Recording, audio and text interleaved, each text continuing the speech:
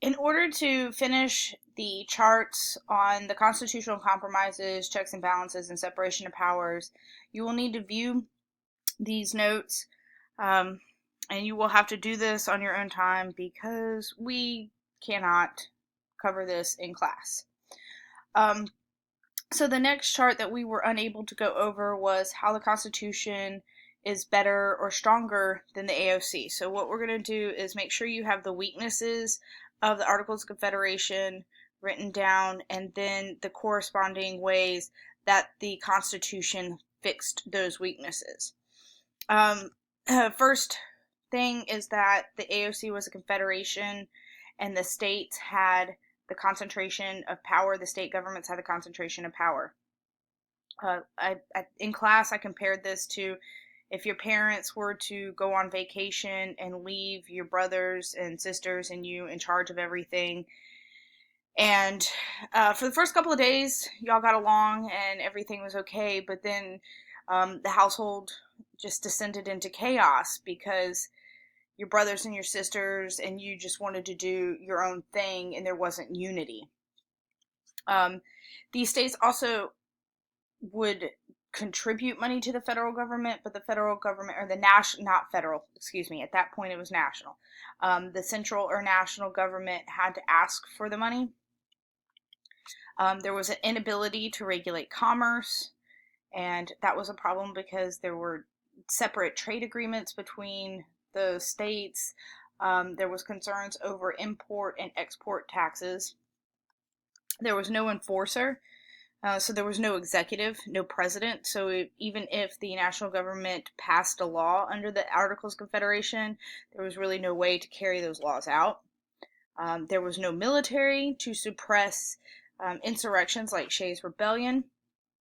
There was no military, obviously there was no military. There was no way to settle disputes between the states because there was no court system. So if Virginia had a beef with North Carolina, there was no higher authority to go settle that dispute. Each state had their own currency, so there was no consistent currency. And each state's currency had a different value. So every time you tried to go to one state and spend money, it became an issue. Each state only had one vote, regardless of how big or small the population of that state was. Everybody had the same amount of power, which wasn't fair because the larger states, that meant that they didn't have enough power to represent their population. You needed a supermajority to pass laws, and you needed a supermajority. You had to have 3/4 of the states to agree to pass a law, which was very difficult to do since all of the states had different ideas of what was right and wrong. And you needed unanimous consent to change a statute, which means all 13 states. All 13 of the states had to agree in order to change the AOC. Alright, so the Constitution set up a federation, which means you had 3 different levels of power, but you had the federal or the national government, which would reign supreme. So that would be like the federal government would be like your parents, the states would be like you and your brothers and sisters. The states had rights, the states had powers, but the federal government is supreme. You have a power to tax, so the federal government could collect taxes. The federal government had a way to regulate trade. There was a president now, so you had an enforcer. That president was a commander-in-chief of the national military. There was a national or supreme court. There was one consistent currency. Representation, of course, was more balanced thanks to the Great Compromise. You have 2 houses. One house had a set number of representatives. The other house had population-based. You only need a simple majority to pass laws to take care of stuff. And you don't have to have all 13 states agree in order to change the Constitution. So you only needed 9 out of 13 states to get work done.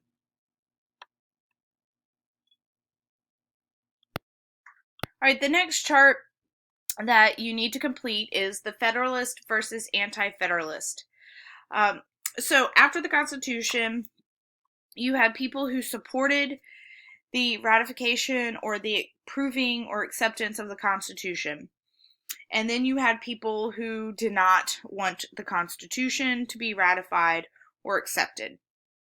And yes, we could have gotten 9 out of 13 states, but really, if you're starting a brand new form of government, you want everybody on board. So there was still a battle to try to secure all 13 states' signatures on the ratification of the Constitution. Okay, so the two sides of the argument are the Federalists. The Federalists were in support of the new federal constitutional government.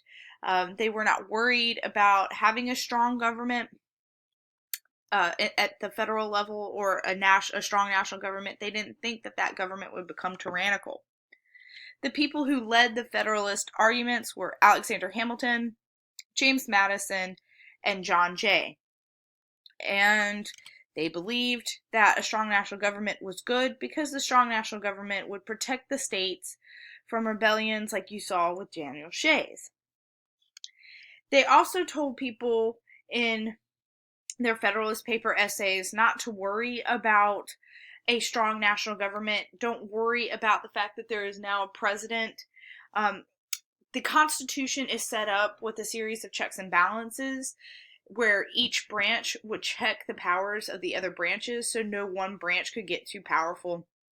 And also each branch would have a specific power and duty, and they would want to retain that power, and they're not going to easily give it up to the other branches. So all of that would prevent tyranny or an authoritarian rule. The Constitution had places in it to protect property, and the federal government would be there to, again, squash any rebellions and protect us. And then last but not least, the Federalists argued that we didn't need a Bill of Rights because each state had their own constitutions, and each state's constitutions had their own Bill of Rights. So you didn't have to have a national government protection of freedom of speech. You didn't need the national government to protect your right to trial by jury, because all of that was done at the state level, and the national government wasn't going to infringe on those rights. Anti-Federalists didn't buy it. They preferred the AOC because they preferred strong state governments. So they preferred that confederal style of government. The Anti-Federalists were led by Patrick Henry, George Mason, Sam Adams.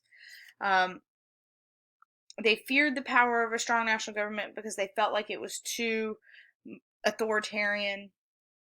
They thought the president was going to be too much like a king, and they insisted on having a Bill of Rights. So, in this time period, what you have is the battle between the Federalists and the Anti-Federalists. Both sides wrote papers or essays, like persuasive essays, to try to convince people to, or convince states to side with them versus the other side. So Hamilton, Madison, John Jay wrote Federalist papers arguing for the ratification of the Constitution, highlighting these points right here. The Anti-Federalists countered those papers with the Anti-Federalist papers, where they said, don't believe the Federalists, they're just trying to undermine state sovereignty. Okay. The next chart that you need to complete is on a separate PDF. It is going to be separation of powers.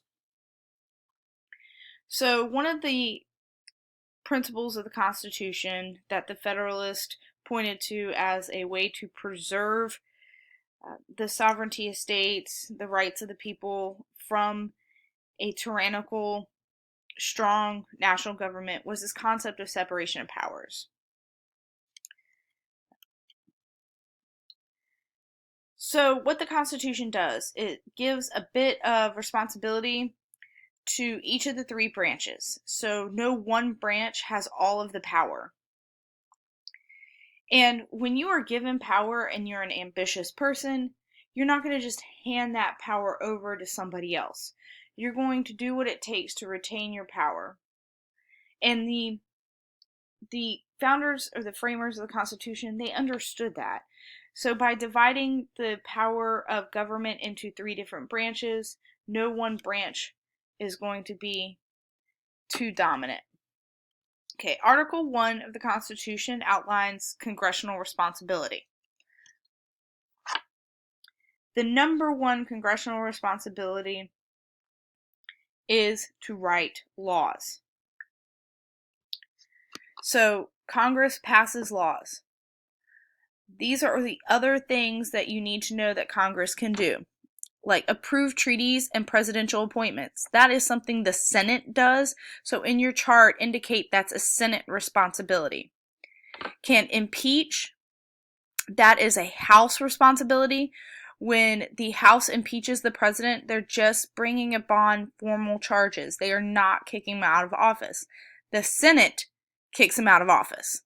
So the House impeaches the Senate, the House impeaches the president, and the Senate is going to kick him out of office or put him through a trial. Okay. The Congress has the responsibility to create federal courts. House of Representatives starts all of the appropriation of money, basically spending. So the House starts all of the spending bills for our government.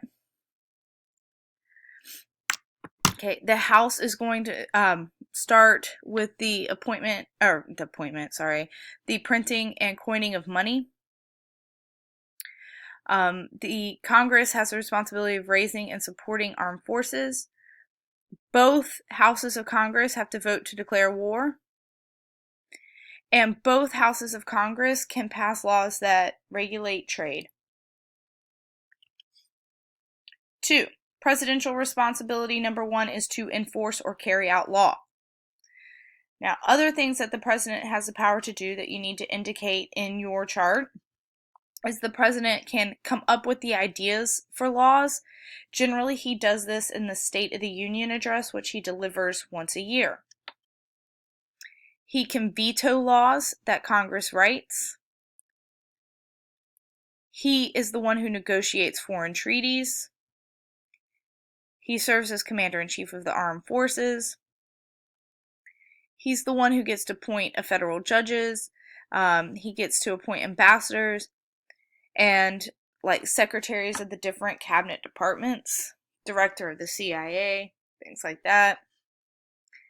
And he also can grant pardons if you've been convicted of a federal crime. Separation of powers. The judicial branch's number 1 responsibility is to interpret the Constitution. The added responsibility that the judicial branch has is to declare laws unconstitutional and declare executive actions or actions of the president unconstitutional. If you need to pause that and rewrite that to get this list down, please do so. We will go over this when we go over the 3 branches of government, but this is a key concept in U.S. government. Okay. The next thing is checks and balances. Checks and balances allows each branch to check the power of the other branches. And what checks and balances forces each branch to do is when they act, like when Congress passes laws or when the president enforces laws, it will require those branches to consider what the other branches might want. Now you can imagine checks and balances is more intense and more enhanced when you have divided government. So if you have Democrats in one branch of government, Republicans in the other branch, so for example, like the situation we have now, we have a Democratic president and we have a Republican Congress, checks and balances are enhanced. Okay, so please make sure you record. You might need to pause this and record the checks that the legislative branch has over the executive and so on and so forth. And we will practice these in class. And I will ask, Oh, okay, that's it. But we will practice this in class, and I'll ask you specifically what each can do to the others. All right.